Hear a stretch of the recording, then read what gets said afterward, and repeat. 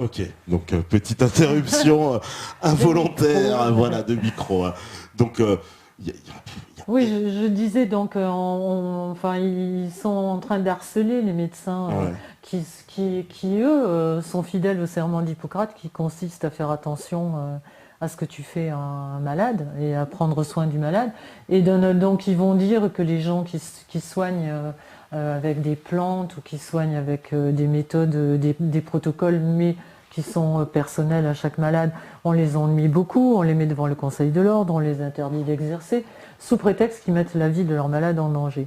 Mais jamais on dit, par exemple, que beaucoup de médecins prescrivent des chimiothérapies à des gens qui n'en ont pas forcément besoin et qu'on réchappe et qu'il y a 2,6% des gens qui réchappent de chimiothérapie au-delà de 5 ans. Personne ne le dit jamais, ça. bah ça, moi, bon, j'ai une amie, on lui fait plein de bisous, elle va se reconnaître, qui travaille dans le milieu médical. C'est vrai que on avait parlé de ça avec elle. Elle travaillait justement dans un centre de thérapie de cancer.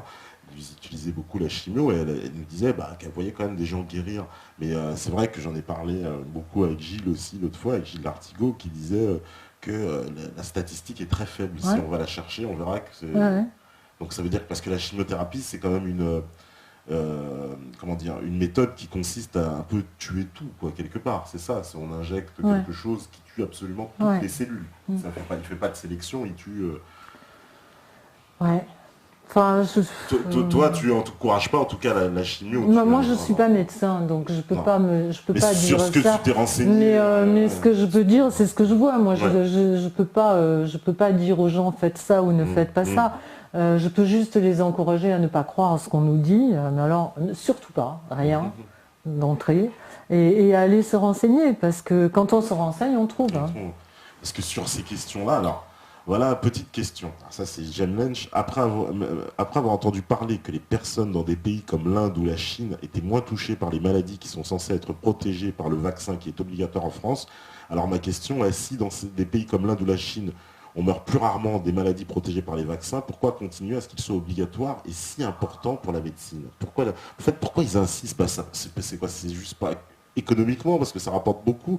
Parce qu'il dit que dans des pays où c'est pas obligatoire, finalement, il y a moins de malades de Mais la maladie à le diété protéger, quoi. polio, il est obligatoire qu'en France. Il est pas, il y a plein de pays européens où il n'est pas obligatoire. Ouais, d'accord. Donc Il n'y a pas qu'en Inde où bon, eux ils ont morflé pour d'autres raisons. C'est pour ça ouais, que je tiquais un peu parce ouais, que eux ils ont eu droit aux grands, tu vois, aux grands bienfaiteurs de la planète comme Bill Gates et tout qui ont fait ouais. des campagnes de vaccination pas possibles en Inde justement et en Afrique après avec la polio par exemple et en fait maintenant qu'on a un petit peu de recul, on se rend compte qu'effectivement les gens ne meurent plus de la polio en Afrique mais ils meurent ou ils sont paralysés à vie d'un truc qui s'appelle le- la paralysie flasque aiguë et qui est en fait la même chose que la polio, mais c'est plus le vaccin, c'est plus le virus sauvage qu'on trouve dans leur corps quand ils sont autopsiés, c'est le virus vaccinal. Donc ça fait quand même se poser certaines questions, quoi. Ouais. Donc, bon, voilà, petite réponse, mon cher Jim Lynch. Alors, qu'est-ce qu'elle nous dit? Yasmine a dit, dans les années 80, tu étais presque obligé de te faire vacciner dans les dispensaires. C'était le traumatisme de tout enfant. Ouais, parce qu'ils ont mené quand même. C'est vrai que la vaccination, là tout à l'heure, j'ai vu aussi passer Hermite qui disait que lui, voilà, les gendarmes sont venus. Voilà, il dit les gendarmes, les étudiants infirmiers de deuxième et troisième année furent réquisitionnés, certains par la force, avec les gendarmes qui venaient les chercher à leur domicile. Ouais. Les infirmiers ont reçu un bon pour se faire vacciner en priorité. Et donc vraiment pour dire que ils les ont, c'est quand même Mais autoritaire. oui, en plus on a échappé parce que au moment du H1N1, en fait, quand l'OMS déclare une pandémie de niveau 6, il faut savoir que la loi de l'OMS se substitue à la loi de ton pays. Et c'est-à-dire, si on n'avait pas été aussi nombreux à gueuler et à avertir les gens, on pouvait très bien se retrouver avec une obligation De se faire de se vacciner. faire vacciner et de beaucoup d'autres choses. Hein. Parce qu'on a reçu des cartons d'invitation en fait. Pour tout dire, des cartons d'invitation à se faire vacciner. Alors c'était pas un ordre on va dire pour se rendre, mais c'était déjà... Moi, ce que je comprends pas, c'est que franchement, il y a beaucoup de médecins maintenant qui s'en rendent compte. Il y a aussi beaucoup de médecins qui font pas vacciner leurs enfants. Beaucoup d'infirmières hein, ou d'infirmiers. Bah, ouais, Moi, j'en vois ouais. beaucoup dans mes conférences qui viennent me voir et qui, elles, ne sont pas vaccinées, et leurs enfants non plus. Mais je comprends pas qu'on laisse, je comprends pas que les gens se lèvent pas et que on demande au moins des explications. Pas les explications lambda qu'on nous sert comme ça en nous disant nous on sait, vous savez pas, donc levez votre manche et faites-vous vacciner. Non, qu'on nous explique et qu'on nous donne des preuves, c'est quand même la moindre des choses quand on nous inocule des trucs pareils. Mais on est obligé de vacciner les nourrissons, on nous demande ça. Il y a une vaccination en France Il y a pour les nourrissons. la diphtérie, tétanos, polio est obligatoire. Et pour les nourrissons, donc c'est-à-dire... Oui. Ah oui. Sauf que, enfin, je sais pas quel est l'âge exact, à part, mais il y en a qui vaccinent les tout bébés, hein, 1 mois, Donc 2 on mois. est passé du BCG finalement obligatoire à Au maintenant DT celui-là, polio, au voilà. DT polio. D'accord. Et, mais le problème, c'est que maintenant, en même temps, on vaccine les enfants contre l'hépatite B, contre la coqueluche, contre... Il y a 5 ou 6 valences dans le vaccin. Alors, par exemple, la tuberculose, il y a un vaccin contre ça là, C'est le BCG. C'est le BCG, voilà. C'est ça que je me disais. Mais cette Mais on te dit que tuberculose, maintenant, elle elle est est... éradiquée en France quand Oui, même. Alors, oui, c'est quoi, mais le problème, c'est qu'ils disent chaque fois que toutes les maladies, chaque fois, ils disent ont été éradiquées par le vaccin. Voilà. Mais en fait, quand tu regardes les courbes et chronologiquement comment ça s'est passé, les 3/4 du temps, la maladie avait était déjà bien descendue avant l'origine, avant le vaccin, pratiquement pour chaque maladie. Et en fait, c'est aussi venu du fait que c'est surtout les progrès de l'hygiène, d'ailleurs qui ont changé même en chirurgie, hein, même dans plein de domaines. C'est le fait qu'il y ait l'eau potable, le fait que les gens aient des conditions d'hygiène beaucoup plus, qu'il n'y ait plus les rigoles avec les égouts au milieu de la rue, qu'il y ait l'eau courante dans les maisons, enfin toute l'hygiène qui a fait que les maladies ont reculé, beaucoup plus que la vaccination, je pense. Mais voilà, donc c'est vraiment l'environnement et les conditions de vie. Sinon, pourquoi la courbe des maladies chroniques suivrait la courbe, par exemple, je veux dire, il y a beaucoup moins d'autisme, enfin jusque-là, parce que maintenant que les vaccins commencent à être suspects chez nous, ils vont vacciner en Afrique. Mais je veux dire, jusque-là, il y a plein de maladies chroniques que les Africains n'avaient pas. Mais il y a beaucoup de campagnes aussi de vaccination. Maintenant, oui. Il y a les ONG Oui. qui demandent... Ça, c'est encore un autre problème, parce que les ONG, c'est la 8e, quand on regarde le marché des ONG, enfin le chiffre d'affaires des ONG, c'est la 8e puissance économique mondiale. Par exemple, Bill Gates, c'est 30 milliards ou 33 milliards de dollars. C'est énorme.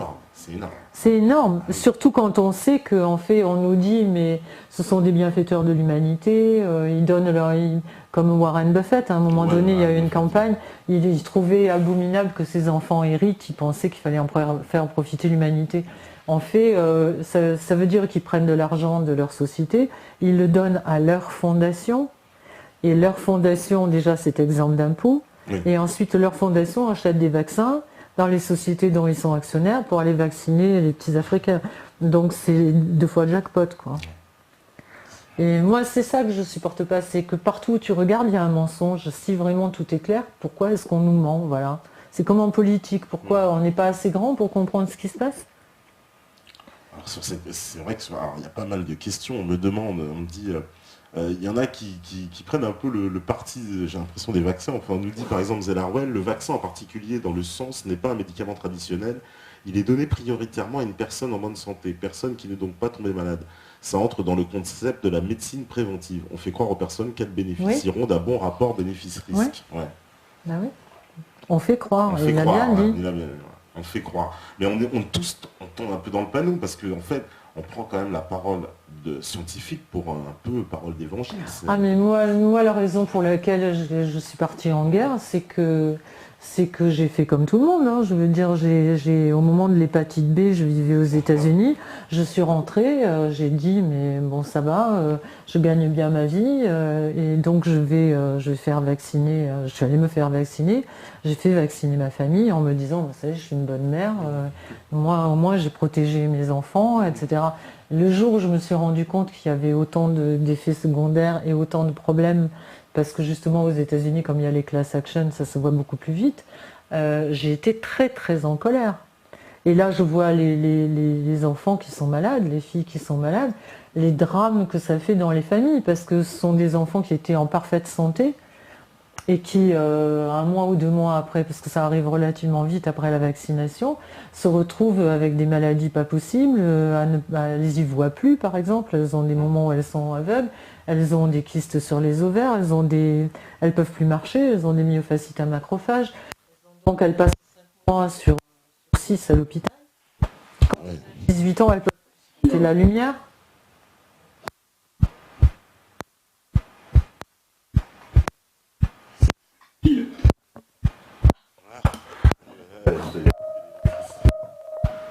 Quant à l'occasion d'être dans un pays où l'histoire nous a amenés à avoir des libertés et à pouvoir parler de certaines choses, où dans d'autres pays on coupe la tête tout simplement, eh bien je pense que c'est important d'amener la masse vers le haut et d'essayer de partager les informations que tu as récoltées, même si elles sont dangereuses à divulguer, parce que y a des vrais titres que moi j'ai écrits sur mes derniers albums, ça parle de l'actualité, avec des vrais responsables de la situation mondiale aujourd'hui. Que tu nommes. Bien sûr, moi de toute façon j'ai toujours nommé chirurgicalement les responsables de nos conditions sur cette planète. Une thématique de plus pour la bonne santé, les recherches affûtées pour savoir quoi manger, ils ont tout pollué, il y a des responsables. On n'a pas perdu comme ça les océans en mer de sable, c'est palpable, inacceptable, allez on balance carte sur table. De plus en plus de maladies, de pathologies, de cancers qui se développent dans les zones rurales autant que dans les villes modernes. Souvent quand on se penche sur les tenants et les aboutissants, on trouve des multinationales avec de l'argent très polluant. Demande à Monsanto ce qu'il y a comme cadeau derrière le dioxine, demande à Aniston ce qu'est un taux de PCB. Chacun de ses habitants sait ce qu'est être contaminé. Arochlorpyrale, chlofène, le même nom pour des décès, mais aussi pour 50 ans de fortune d'une firme qui tue légalement ou qui rend infirme. Ça pollue dans tous les sens depuis les 30 glorieuses. Contamination des sols, économie honteuse. De l'agent orange aux herbicides, il n'y a qu'un pas. De l'aspartame aux hormones de croissance, il n'y a qu'un pas. Des PCB aux OGM, c'est toujours le... Ok, bon, donc petite reprise, hein, les piles se déchargent à une vitesse incroyable. Donc tu nous disais qu'effectivement les ONG, voilà, des gens comme Bill Gates qui investissent énormément via des fondations, et en fait c'est un moyen de prospérer, oui, faire croître leur fortune aussi, quoi, en fait. Hein. Bah oui, lui, la grande question, je me demande s'il est utilisé, s'il est pourri ou s'il est utilisé, je sais pas. Parce que franchement, dans tous les coups fourrés, tu retrouves les mêmes, quoi. Donc c'est quand même bizarre. Alors c'est marrant, il y a RAF54 lui dit qu'il est depuis 2009 victime d'une maladie non reconnue par les médecins qui ne trouvent aucune anomalie. On a même essayé de me mettre sous antidépresseurs. Ah bah voilà. Ça c'est le grand truc. Hein.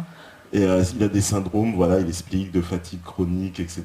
C'est vrai qu'on entend parler de ces nouvelles maladies. La maladie des morgelons aussi, c'est quelque chose qu'on... Ah, ça c'est encore autre chose. Alors, mais c'est quand même assez énorme, quoi. Les gens, ils ont des fils comme ça, on le voit, qui leur sortent de la peau, quoi, littéralement. Et ce serait provoqué, selon eux, par les chemtrails, c'est ce qu'on entend. Que ce serait par les épandages. Les épandages, ouais. Oui, mais je suis en train d'enquêter dessus, ouais. Donc, oui, il y a une corrélation. Alors, il y a plein de trucs. Il n'y a pas que les chemtrails. Et effectivement, on retrouve du polymère dans les gens qui ont la maladie des morgelons et dans les gens et dans les résidus qui tombent du ciel, voilà, que les gens font analyser. Ouais. On trouve les mêmes résidus dans les analyses. Et puis c'est beaucoup plus compliqué que ça parce qu'en fait, tous les gens qui ont la maladie des morgelons, quand on fait une biopsie, on s'aperçoit qu'ils ont aussi une bactérie qui s'appelle Agrobacterium.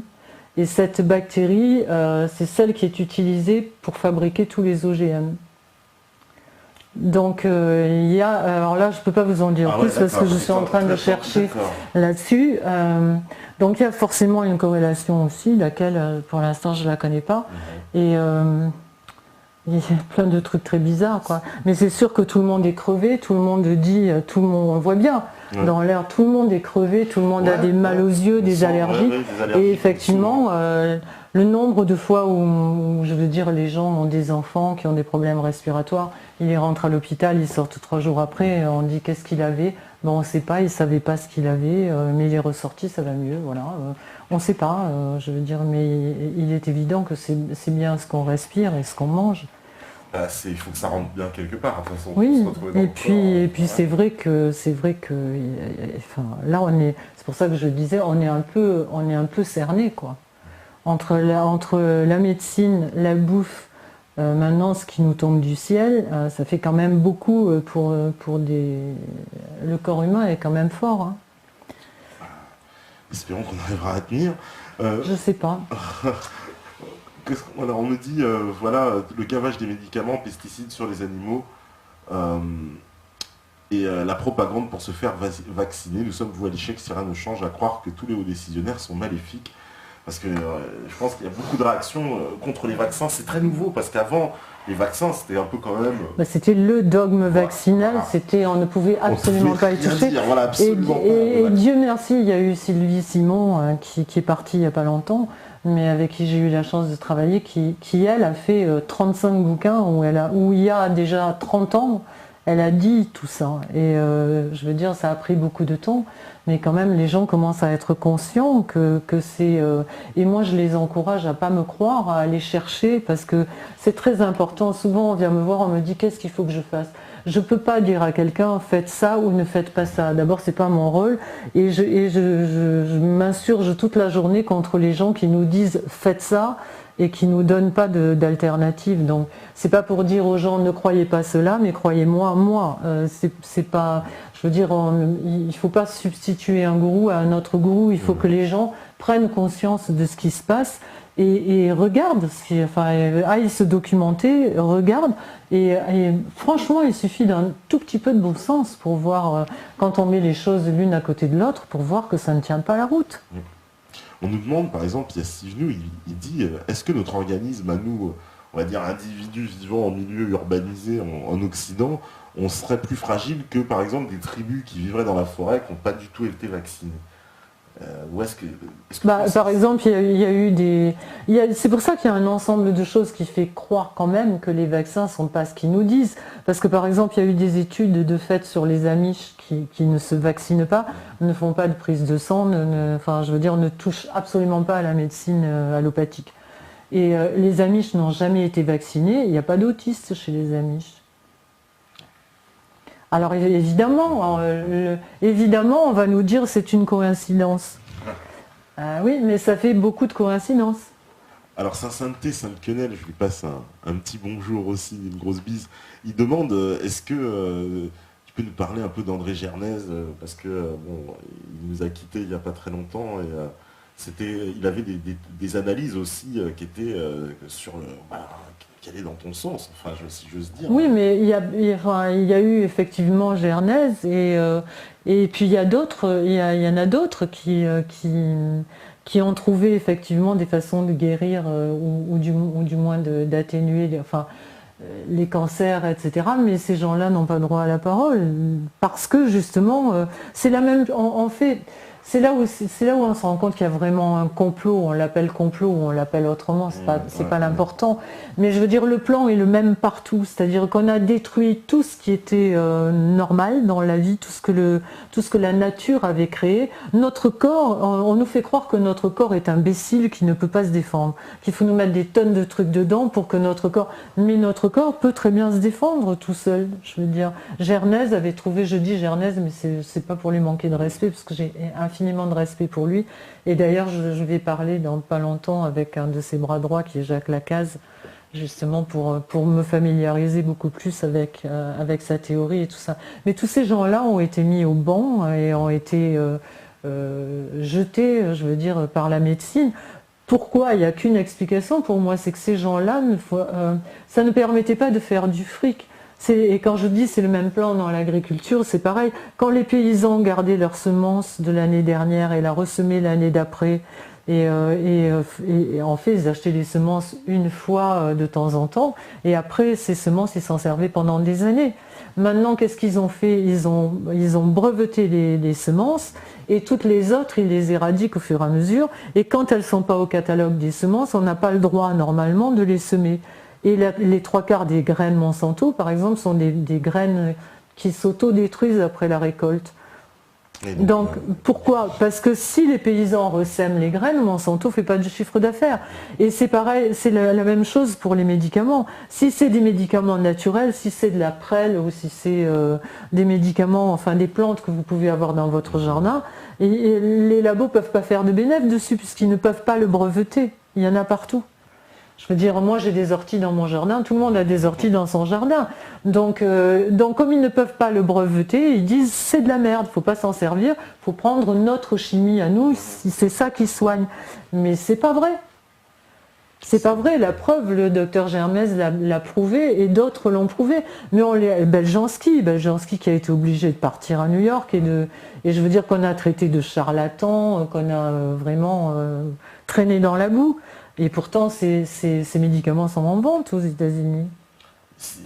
En France, vraiment, c'est difficile. Hein, dans ce milieu de la médecine, on voit bien que il y a eu, j'ai l'impression qu'on a pas mal de scientifiques. Voilà, bon, on a parlé de Germez, il y a René Quinton aussi. C'est des gens qui ont été mis comme ça au banc alors qu'ils apportaient parce qu'une révolution. Regardez Seralini qui a sorti les études sur les OGM.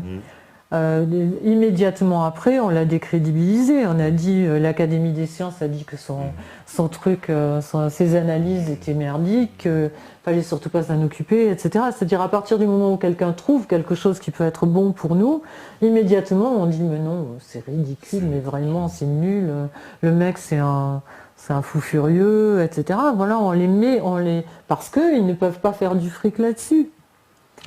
Il est évident que si on mange les poireaux de campagne, ils ne vont pas faire de fric dessus. Si on va acheter leur truc, et là aussi ils perdent pas le nord, puisque eux gardent les séquences ADN de toutes les semences du monde dans un coffre-fort en Alaska. Ah oui, j'ai entendu parler de. Mais nous, ça. on n'a pas accès à ça. Et normalement. Ça reste chaque graine, apparemment, chaque ADN. Voilà. Et si une semence n'est pas au catalogue européen des semences, normalement, on n'a pas le droit de la semer. C'est pour ça, bravo Cocopelli, qui garde toutes les semences et qui garde la mémoire de l'humanité, parce que c'est notre patrimoine. Mais notre patrimoine, on le détruit. Les animaux, c'est pareil. Les animaux, on nous dit, les OGM, les animaux, les élevages industriels, etc., on nous dit c'est pour pouvoir nourrir la planète. Comment on ferait? On est 7 milliards, etc. C'est pas vrai, c'est faux. Parce que les OGM, la première année, ça booste un petit peu la récolte, et après c'est fini. Les gens d'abord ils sont obligés de racheter des graines, ensuite leur sol est totalement appauvri, il n'y a plus de vers, il n'y a plus de bêtes qui font respirer le sol, donc les sols sont foutus. Les graines ne poussent plus, donc leur récolte, et puis il suffit qu'ils aient une mauvaise récolte, ils n'ont plus de quoi bouffer. Enfin, je veux dire, ça n'a pas du tout aidé à faire nourrir la planète, ça a appauvri la planète. Les élevages industriels, c'est pareil. Je veux dire, les bêtes sont souvent malades, mais là, c'est pareil. Je veux dire, la procréation, maintenant, il n'y a plus de procréation chez les animaux normale. C'est avec des pipettes, c'est des programmations, c'est les procréations assistées, c'est avec les spermatozoïdes les semences qui sont sélectionnées, etc. Et maintenant, j'ai très peur qu'on essaye de faire la même chose avec les humains, parce que qu'est-ce qu'ils sont en train de faire là, je veux dire, c'est pareil. C'est un peu la dernière étape, c'est passer le pas, si j'ose dire. D'un côté, les pesticides rendent les gens stériles. Je veux dire, le taux de spermatozoïdes est descendu, de fécondité des spermatozoïdes est descendu de 30% en très peu d'années. Ouais. Et en même temps, on nous dit qu'il faut accepter la gestation pour autrui. Mais après, qui va empêcher que justement les bienfaiteurs de l'humanité louent 50 000 ventres et mettent des embryons formatés? C'est un peu ce qui va se passer. En plus, on peut dire que dans l'absolu de la loi, même s'ils ne feront pas les enfants ici, si j'ose dire, les ventes vont être dans les pays pauvres. C'est des femmes qui n'auront pas d'autres moyens. Oui, mais le problème, c'est qu'il y a la manipulation génétique qui va derrière. Et que maintenant, on peut déjà choisir sur catalogue aux États-Unis si on veut un enfant qui a les gènes des yeux bleus, qui n'a pas le gène de l'obésité. Donc tu confirmes bien, parce qu'il y a le film, je ne sais pas si tu connais, Bienvenue à Gattaca. Non. C'est à l'époque qui traite beaucoup de ce thème-là, d'une civilisation qui basculerait dans l'ADN finalement, et où les hommes vont être modifiés. Et il explique qu'il va y avoir une scission entre deux types d'hommes. les hommes dits naturels, qui auront été conçus comme depuis l'aube de l'humanité, et des hommes génétiquement modifiés qui, petit à petit, prendront le pouvoir et seront considérés comme supérieurs, en fait. Je suis pas sûre que ce soit les génétiquement modifiés qui prennent le pouvoir. Hein. Je pense qu'ils veulent justement créer des races d'hommes qui... Parce que finalement, on les emmerde énormément, ceux qui ont le pouvoir. On est là en train de penser, de réfléchir, de faire des télés libres, etc. Je pense que quelque part, je crois que c'est Michel Drac qui disait ça, qui disait... en fait, pour eux, on est comme si c'était au sommet d'un gratte-ciel et qu'ils voient des fourmis en bas. Et ils doivent se dire, mais qu'est-ce qu'ils ont à s'agiter comme ça? Ils ont de quoi bouffer, ils ont un toit sur leur tête. Qu'est-ce qu'ils veulent? En fait, ce qu'ils veulent, c'est avoir, je pense, une société de gens qui les embêtent pas, qui marchent droit, qui font ce qu'ils doivent faire, c'est-à-dire travailler, faire marcher le système, et puis c'est tout. Bah écoute, on va faire une petite pause. Steph, t'es prêt, j'imagine, à la régie. Et puis on revient juste après parce que c'est l'heure, ils sont habitués à la petite pause. On revient juste après sur Méta TV. À toi, Steph. Voilà, donc de retour après la pause, avec, on a vu les amis, je suis en pleine action. Et on évoquait justement à l'instant encore une aberration totale. Parce que tu me dis qu'il existe donc des vaccins. Non, ils travaillent, voilà. Ils travaillent sur un vaccin contre les effets secondaires des vaccins. Mais si quelqu'un dit je suis malade à cause du vaccin, ils disent que les vaccins n'ont pas d'effets secondaires. Ils sont plus à une contradiction près, quoi, vraiment. Non, bah, tant qu'on va les avaler, je vois pas pourquoi ils se priveraient. Voilà, on nous parlait justement ces pirates, je lui passe un gros bisou pirate. Il dit qu'ils mettent au point donc un vaccin contre la sclérose en plaques à base de cannabis qui va sortir. Je suis pas au courant de ça. Il dit que ça va sortir ce mois-ci. Alors on nous parle, ça c'est Pif qui dit, c'est un nouveau Pif, on le salue, il dit qu'est-ce qu'on pense des régimes végétaliens, voire frugivores? Alors, c'est marrant parce qu'on en parlait justement en off de problématiques là-dessus. Alors là c'est pareil, c'est sûr qu'il faut... Alors le bio n'est pas à 100% garanti, même loin de 100%, c'est juste moins pire. Et franchement, manger de la viande, moi depuis que j'ai enquêté sur les élevages industriels, c'est pas possible. Je ne peux pas cautionner ça et je pense qu'on ne devrait pas cautionner ça parce que ce qu'on fait aux animaux, on nous le fait à nous et eux ne peuvent pas se défendre, mais nous on peut avoir suffisamment de jugeote pour essayer de lutter contre ça. Et donc voilà, moi je pousse pas les gens à être végétarien, mais là je fais beaucoup de conférences avec Gilles Lartigot et Thierry Casasnovas, qui lui ne mange que des jus de fruits et de légumes et des légumes. Alors il est bien évident qu'il ne faut pas prendre les légumes où il y a des pesticides parce que sinon... mais bon, qu'est-ce qu'on peut manger maintenant? C'est-à-dire, on parlait du poisson, voilà, le poisson. Moi quand j'ai arrêté la viande, je me suis mise au poisson de plus en plus intensivement. Bien sûr pas le poisson d'élevage parce que c'est une catastrophe, c'est la même chose que dans les élevages de viande. C'est-à-dire que les poissons sont pareils, les poissons sont dans des grandes nasses, et dans ces nasses, il y a les résidus de nourriture qu'on leur donne, il y a les résidus d'antibiotiques, d'hormones, enfin tout ce qu'il y a dedans qui nage là-dedans, les excréments, donc évidemment ils sont pleins d'antibiotiques, etc. Donc il ne faut pas manger de poisson d'élevage, c'est une escroquerie totale en plus, parce que je te le disais tout à l'heure, on nous a dit que les poissons d'élevage, c'était parce qu'il fallait bien nourrir la planète, comme les OGM, et l'élevage des animaux. Mais en fait, quand on regarde bien, il leur faut 5 kilos de poissons de mer pour arriver à faire des farines pour nourrir 1 kilo de poissons d'élevage. Donc, on est en train de vider les mers, en fait. Donc ils vident les mers pour nourrir l'industrie. Pour nourrir l'industrie, c'est tout, quoi. Donc voilà. C'est un pari fou parce qu'en plus ça a des conséquences écologiques sur tout le reste, on va dire de la biodiversité, puisque on vide, par exemple, je sais que du côté du canal du Mozambique, il paraît qu'il y a des déserts marins maintenant parce qu'on a vidé tous les poissons, il n'y a plus rien. Ouais. Il y a les pangas aussi, c'est hallucinant quoi, les pangas. Il faut aller voir un élevage de pangas. C'est quoi les pangas? Les pangas, c'est des poissons qui sont élevés dans le comment ça s'appelle, le détroit du Mékong, on dit. Ouais. Oui. Et en fait, ça c'est des fermes flottantes. Et les poissons sont élevés dans des nasses en dessous. Et on dirait vraiment quand ils ouvrent la trappe, on dirait des seaux d'anguilles, quoi. Il y a des millions et des millions de poissons. Et en fait, ils inséminent ces poissons avec de l'urine de femmes enceintes. Parce qu'ils se sont rendus compte que les poissons, les femelles, au lieu de faire, je ne sais pas quel est le chiffre exact, mais par exemple, au lieu de pondre 10 000 œufs, elles vont pondre 1 million d'œufs si elles sont inséminées avec l'urine de femmes enceintes. Donc voilà, il y a des tas de trucs comme ça qui sont très très intéressants, quoi. Il y a des trucs, je regardais quand il y a eu le scandale, parce que c'est pareil, ils nous racontent toujours, ils détournent toujours l'attention. Quand il y a eu l'histoire de la viande de cheval à la place de la viande de bœuf. Ouais. Voilà. Ouais. C'est vrai que moi j'ai toujours eu des chevaux, j'aimerais pas manger du cheval, mais en fait, le plus gros problème, il est pas là. C'est comme quand on nous parle de traçabilité. Le problème n'est pas de savoir si si la vache a été élevée en Roumanie, en Grèce ou en France. On s'en fout de ça. Ce qu'on veut savoir, c'est comment elle a été élevée. Est-ce qu'elle a été nourrie avec des OGM? Est-ce qu'elle est bourrée d'antibiotiques? Voilà, c'est ça qui est important pour nous. Après, qu'elle vienne de n'importe quel pays, on s'en tape un peu. Mais justement, ils attirent toujours notre attention sur des trucs qui sont. Et en même temps, il y avait eu juste après, il y avait eu un scandale.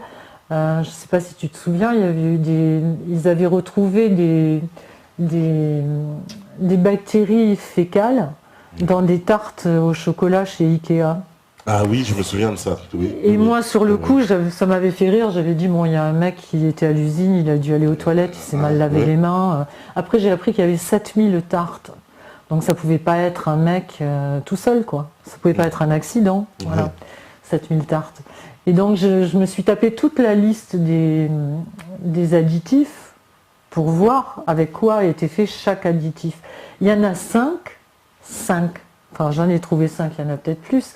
C'est marqué noir sur blanc dans la composition de l'additif que c'est fait avec des bactéries qui sont dans les excréments humains. Et ces additifs ont reçu la mise sur le marché, l'autorisation de mise sur le marché. Donc c'est normal, pour eux, c'est normal de faire des additifs avec de la merde. Je suis choqué de cette histoire. Donc c'est des additifs faits avec des excréments humains. Oui. C'est parce que oui, je me souviens de ce scandale qu'on avait retrouvé ça Oui. dans les chaînes Ikea, je crois. C'est marqué dans la composition de l'additif, bactéries coliformes, etc. Bon, quand on regarde un petit peu ce que ça veut dire que ce sont des bactéries qu'on retrouve à l'intérieur des excréments humains. Et ça, on en met dans la bouffe qu'on mange tous les jours. Comme il y a une société aux États-Unis qui s'appelle Symantec ou un truc comme ça. Ils viennent de recevoir leur homologation pour entrer en bourse et tout. Et ils fabriquent de la gélatine avec les fœtus qu'ils vont chercher dans les maternités où il y a des avortements. Mais quel intérêt de mettre ça après dans la nourriture? Ah bah mais ils ont bien mis de l'huile de vidange dans les poulets. C'est-à-dire tout ce qu'ils peuvent mettre pour nourrir les bêtes et qui leur coûte pas cher ou qui leur coûte rien, ils le mettent, ils s'en foutent. Non mais c'est quand même là, je trouve qu'on dépasse, mais on est vraiment. Oui, mais c'est grave parce que par exemple cette gélatine, elle est dans les bonbons bon marché que mangent nos enfants. Alors c'est dégueulasse. Mais en plus de ça, ça veut dire quoi? C'est-à-dire qu'un humain est en train de manger des bonbons avec de la gélatine qui est faite avec des fœtus d'êtres humains. Karmiquement, c'est pas bon non plus, quoi. Et je comprends pas, il n'y a pas de législation qui peut les... Mais c'est autorisé. C'est pour ça que je dis aux gens, informez-vous. Regardez, allez chercher quand un truc vous paraît bizarre, parce qu'on trouve toujours, mais quand on trouve, c'est pas un truc qui est interdit. C'est pas quelque chose d'interdit, c'est dans la liste des adjuvants, dans la liste des additifs, c'est marqué. Et ça a été autorisé. C'est quand même... moi, je suis un peu vraiment abasourdi, quoi. Je savais qu'ils utilisaient certaines choses comme ça, mais alors carrément dans les bonbons, dans l'alimentaire, parce qu'on parlait un peu en off aussi des additifs, que il y a une quantité donc d'éléments qui sont ajoutés. Ça c'est encore extraordinaire, parce que quand on se tape la liste des additifs comme je l'ai fait, il y a avec quoi ils sont fabriqués, Et il y a aussi marqué quels effets ils ont. C'est-à-dire il y en a qui sont cancérigènes, il y en a qui déclenchent de l'hyperactivité chez les enfants, il y en a enfin, il y a marqué la liste des maladies. À chaque additif, il y a marqué la liste des maladies qui risquent de... Comme dans les notices des médicaments. Et après ils nous disent mais c'est marqué dans la notice, vous ne l'avez pas vu. Le problème c'est qu'on peut, avant de mettre le nez dedans, enfin moi en tout cas, j'étais loin de pouvoir imaginer qu'ils pouvaient faire des trucs pareils, quoi. Ouais, l'ampleur, ouais, c'est ça, c'est tous ceux qui Et puis même, enfin, je veux dire, le commun des mortels, on n'est pas si tordu que ça, nous. On n'irait pas, je vois pas la mère de famille fabriquer un gâteau en allant chercher même le fœtus de son chat qui a avorté, quoi. On le fera pas. Ah ouais. Parce que, alors oui, je me suis trompé, petite précision pour Pirate, c'était pas un vaccin, un spray, j'ai dit un vaccin, mais c'était un spray, mais bon, on pensait à peu près la même chose. Et comment dire, la viande, c'est aussi le poisson, oui, ouais, on dit ça, c'est-à-dire Le poisson, maintenant, après Fukushima et il tout... n'y a plus rien, en fait, c'est ça. Alors, la viande, on évite, le poisson, il est suspect. Les légumes, il ne faut surtout pas qu'il y ait de pesticides, mais maintenant, on a un autre problème, c'est les épandages. C'est-à-dire que maintenant, il faut en plus cultiver sous serre, et après, avec quoi on va arroser? Parce que comme les nappes phréatiques sont totalement contaminées, Ouais. avec quoi on va arroser? C'est ça le problème, quoi. On a une espèce de cercle vicieux, mais j'ai envie de dire mortifère un peu. Ouais. C'est bien ça, ouais. Ouais, parce que on se fait vacciner et puis après on va manger des légumes aux pesticides et remplis de... Et des bonbons au fœtus des bonbons humain. fœtus humains. Et des tartes au caca. ça devient... C'est presque un film d'horreur, mais on a l'impression que c'est pas réel tellement c'est... Non mais c'est dramatique parce que franchement, honnêtement, je sais pas ce qu'il faut faire, quoi. Ouais. On peut juste essayer de se protéger un maximum, mais comment? On me dit la confiture fabriquée avec des vieux chiffons aussi. Ouais. Oui, de toute façon, mais j'ai vu un reportage l'autre nuit où je dormais pas. Il y avait un reportage parce que quand je voyais bio venant d'Espagne, en général, j'achète pas parce que quand on sait que l'Espagne